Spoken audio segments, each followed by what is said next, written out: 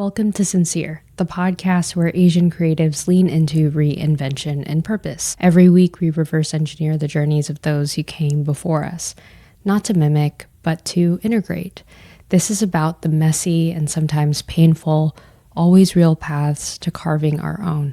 Today, Michael J. Fox's memoir, No Time Like the Future. It's more than a book, it's a guide for integrating our past, our limitations, and our vulnerability into something moving forward, and something sincerely creative. So today's first section is how his identity was disrupted, and his identity was reimagined. Michael J. Fox built his identity on speed and precision, fast-talking, dynamic, and unstoppable.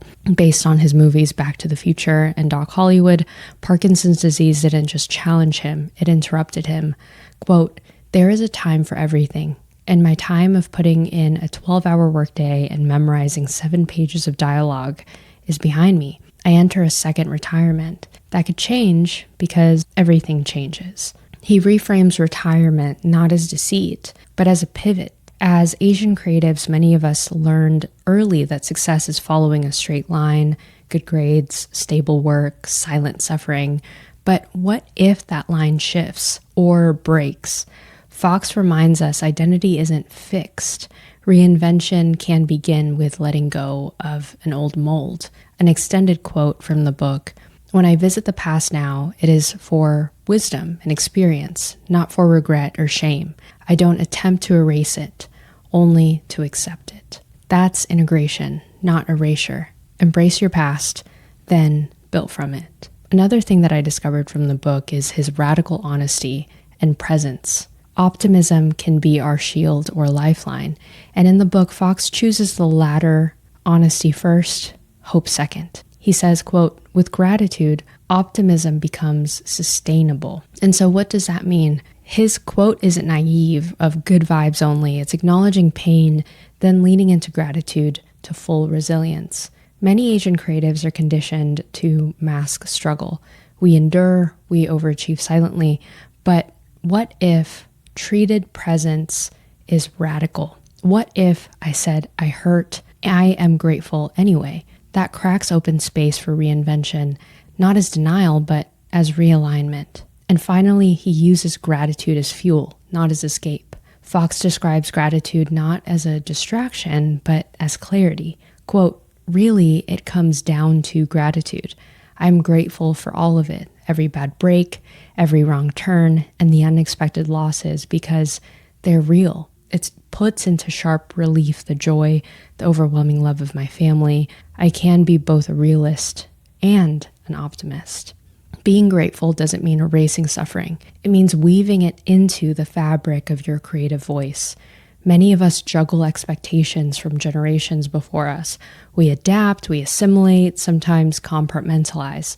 Fox's model lets us see that the hard parts are not liabilities. They're part of our creative DNA. Another reinforcing quote to make this point plausible: "If you don't take risks, there is no room for luck. I took a chance. I got lucky." Sincerity thrives when bravery meets gratitude. And finally, the last point, our futures are in flux. Time is not linear, futures change, and Fox leans into that fluidity. Quote, "Whatever my physical circumstances are today, I will deal with them and remain present. As for the future, I haven't been there yet. I only know I have one until I don't." The last thing we run out of is the future. Cultural pressure tells us success is finite. We chase deadlines, approvals, milestones. Fox's words crack that illusion. The future is not a deadline. It is open. It is yours to shape as long as it remains ahead. I want you to consider this. What now is more powerful than what if, especially when the what if is tied to fear, expectations, or perfectionism.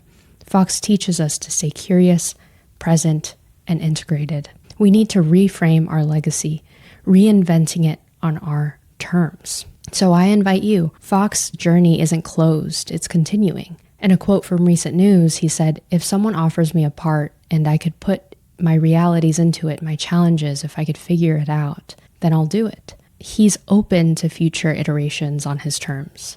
That's not hope, it's presence meeting purpose. And so, a closing reflection for you. As an Asian creative and therapist, my greatest reinvention can come from embracing my full story.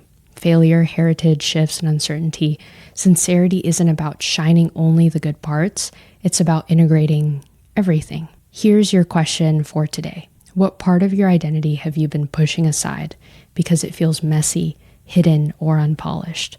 What would it look like to be gratefully integrated into it in your creative front? That, my friend, is where sincerity and reinvention meet. That's the episode for today. Thank you for listening to Sincere. Subscribe, like, and share if you found this helpful. Keep your story whole, keep the future fluid, and keep your voice raw. If you enjoyed today's episode, I also write a newsletter where I uncover the behind the scenes of the episodes, and I look forward to talking to you soon.